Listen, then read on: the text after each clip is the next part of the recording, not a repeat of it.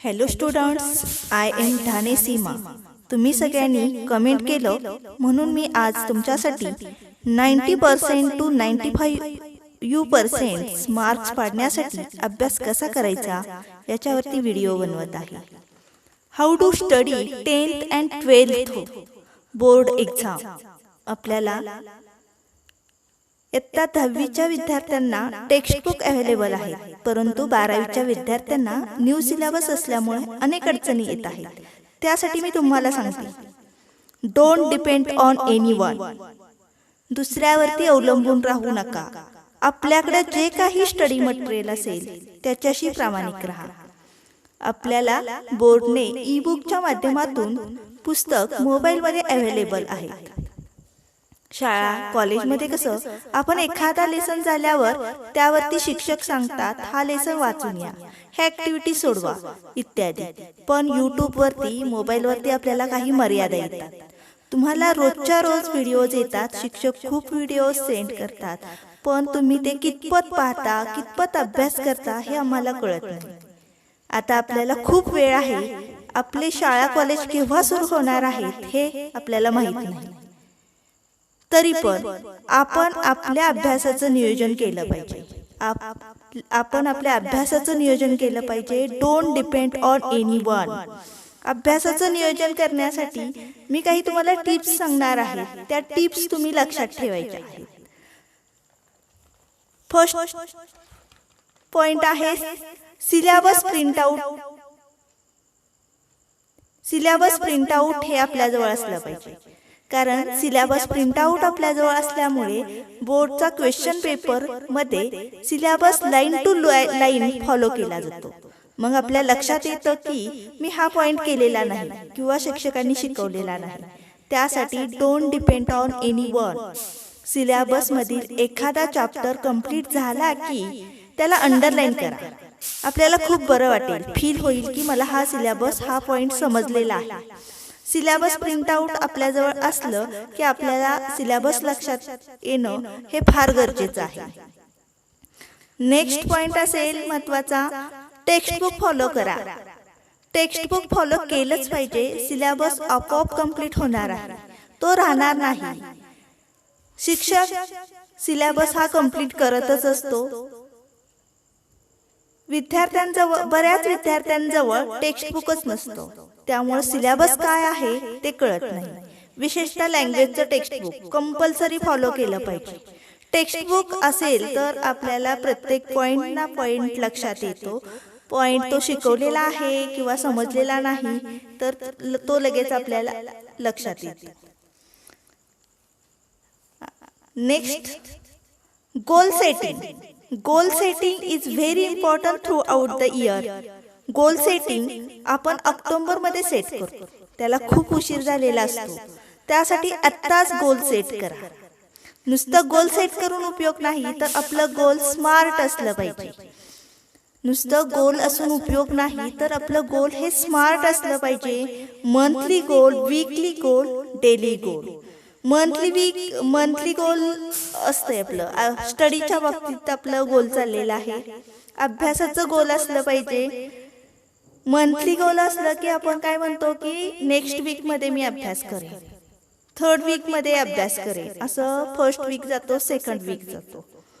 Weekly goal असेल तर आपण काय म्हणतो, मी आज नाही उद्या अभ्यास करेन, उद्या नाही उद्या अभ्यास करेन, असं होतं. त्यासाठी आपलं डेली गोल असलं पाहिजे. आणि डेली गोल्स म्हणजे रोजच्या रोज आपल्याला अभ्यास केला पाहिजे. उद्या मला जे काय करायचं आहे ते आज मी संध्याकाळी लक्षात ठेवलं पाहिजे किंवा ते डायरीमध्ये लिहून काढलं पाहिजे. उद्या मला ह्या विषयाचा अभ्यास करायचा आहे, मी अशा पद्धतीने अभ्यास करणार आहे, हे आपलं गोल असलं पाहिजे. आणि ते गोल हे नुसतं गोल नको आहे, तर ते स्मार्ट गोल असलं पाहिजे. स्मार्ट मधले लेटरचा अर्थ लक्षात घ्या, SMART. यस स्पेसिफिक गोल असलं पाहिजे. स्पेसिफिक मी सुस्पष्ट. अभ्यासाच्या बाबतीत आपलं जे गोल आहे ते सुस्पष्ट असलं पाहिजे. सेकंड लेटर आहे M. M means measurable. Measurable means मोजमाप करता आलं. खरंच मी माझं गोल अभ्यासाचं जे गोल आहे त्याचं मोजमाप, मी अभ्यास करतोय की नाही, मी अभ्यास करते की नाही, हे आपण आपल्याला पाहता आलं पाहिजे. Next letter A. M is achievable. ते साध्य करण्याजोगं असलं पाहिजे, ते मला साध्य करता आलं पाहिजे. R. R means realistic. Realistic goal असलं पाहिजे आपलं, वास्तववादी असलं पाहिजे, नॉट इमॅजिनेटिव्ह. काल्पनिक नको आहे. APJ अब्दुल कलाम यांनी सुद्धा आपल्याला सांगितलेलं आहे, जे काही स्वप्न पाहताय ते जागेपणी पहा, झोपेत स्वप्न पाहू नका. का तर जागेपणी पाहिलेलं स्वप्न हे सत्यात उतरवता येतं, वास्तव्यात उतरवता येतं. त्यासाठी आपलं गोल हे सेट करा आणि ते सेट करत असताना ते आर मीन्स रिअलिस्टिक, वास्तववादी असलं पाहिजे. आणि लास्ट लेटर आहे T. T means time bound. तर आपल्या गोलला टाइम बॉन्ड असला पाहिजे. आपलं गोल हे टाइम बॉन्ड असलं पाहिजे, म्हणजे कालमर्यादा असली पाहिजे आणि ती कालमर्यादा आपल्या गोलला असली पाहिजे. ठराविक कालामध्ये ठराविक सिलेबस हा माझा कंप्लीट झालाच पाहिजे, माझा अभ्यास हा कंप्लीट झालाच पाहिजे असा आपण विचार केला पाहिजे. सिलेबसच्या बाबतीत आपण गोल सेट करतोय, तर आता आपल्याकडं 300 दिवस आहे अभ्यासासाठी अवेलेबल. बघा, जून पासून आपण जानेवारी पर्यंत विचार केला तर 10 महिने आणि 30 दिवस, 10 गुणिले 30 केलं तर 300 दिवस आपल्याकडं अवेलेबल आहे. त्या 300 दिवसातले आपण 3 दिवस जर वाया घालवलं तर 1% आपला वाया गेला असं समजा. 300 दिवस आणि 100%, बघा, तर 3 दिवस गेले तर 1% वाया गेला असं लक्षात येईल. त्यामुळं वेळ वाया घालवू नका. आता आपल्याकडे खूप वेळ आहे, अजून वेळ गेलेली नाही. तर आपलं गोल हे आत्ताच सेट करा. आपलं गोल लक्षात ठेवा. 90 to 95% आपल्याला मार्क्स पाडायचे आहेत आणि ते डायरेक्ट लिहून ठेवा. नेक्स्ट पॉइंट मी तुम्हाला सांगेल, previous years question paper.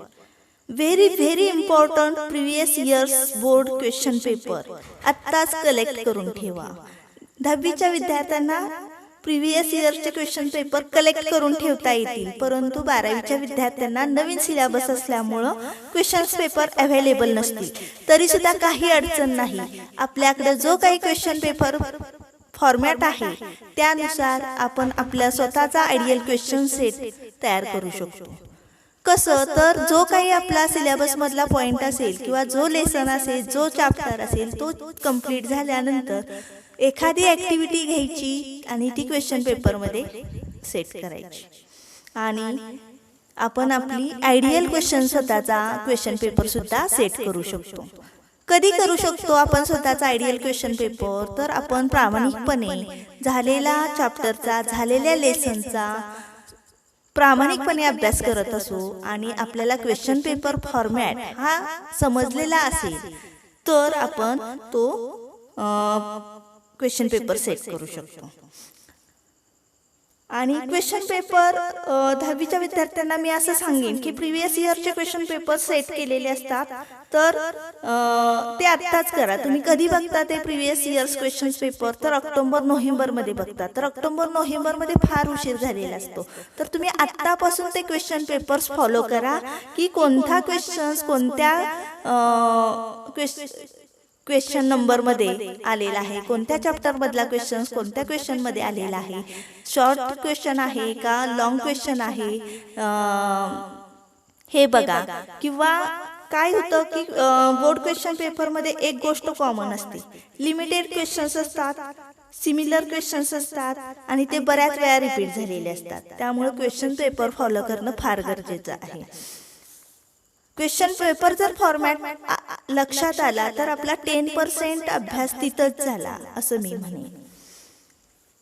Next point आहे your on proper notes from beginning. Your on proper notes from beginning. सुरुवातीपासूनच स्वतःच्या प्रॉपर नोट्स तयार करायला शिका. प्रॉपरचा अर्थ सुंदर अक्षरात लिहिलेला नोट्स नाही, तर सिक्वेन्सनं लिहिलेल्या नोट्स. आदले मधले पॉइंट गायब व्हायला नको. दुसऱ्याच्यातल्या बघून लिहिलेल्या नोट्स नको. आपल्याला सवय असते की दुसऱ्याच्यातलं बघून लिहिण्याची, ती नको आहे. आपण रेग्युलर नोट्स लिहित नाही, त्याचा परिणाम शेवटी होतो.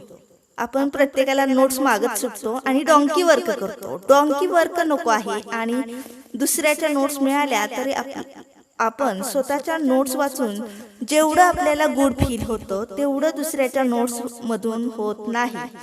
आपल्याला स्वतःच्या चॅप्टर वाईज नोट्स तयार करा फ्रॉम बिगिनिंग, सुरुवातीपासून, की त्यामधले पॉइंट गायब व्हायला नको. नेक्स्ट पॉइंट मी तुम्हाला असा सांगेन की अटेन्शन टू ऑल सब्जेक्ट.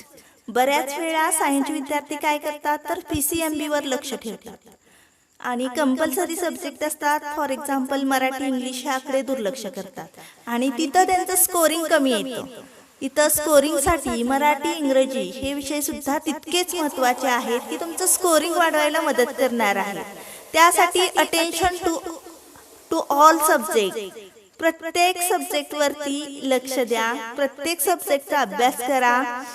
मग बरेच विद्यार्थी हिंदी, जिओग्राफी, हिस्ट्री या विषयांकडे लक्ष देत नाहीत. हे विषय सुद्धा खूप स्कोरिंगचे असतात. ते तुम्ही काय करता, ह्या विषयांकडे दुर्लक्ष करता आणि इकडे कमी मार्क्स पडतात मार्क्स पण किती तर 36, 38, 39 हे.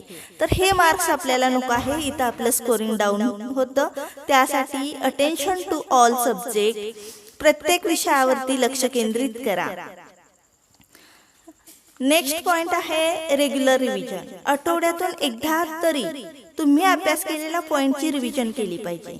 एका चॅप्टरचे 15 पेजेस असतील तर प्रत्येक वेळेस तुम्ही ती 15 पेजेस वाचत बसणार आहे का? नाही. तर त्यासाठी तुम्ही त्याच्या शॉर्ट नोट्स काढा, तुम्ही ते वाचा, त्याच्यातले महत्त्वाचे मुद्दे आहेत ते एका बाजूला काढा आणि ते एका छोट्या नोटबुकमध्ये लिहून ठेवा. आणि त्या नोटबुकला किंवा त्या तुमच्या शॉर्ट नोट्सला वेगळं काहीतरी नाव द्या, इन माय पॉकेट किंवा तुम्हाला as you like it, revision notes, काही त्याला तुम्ही नाव देऊ शकता.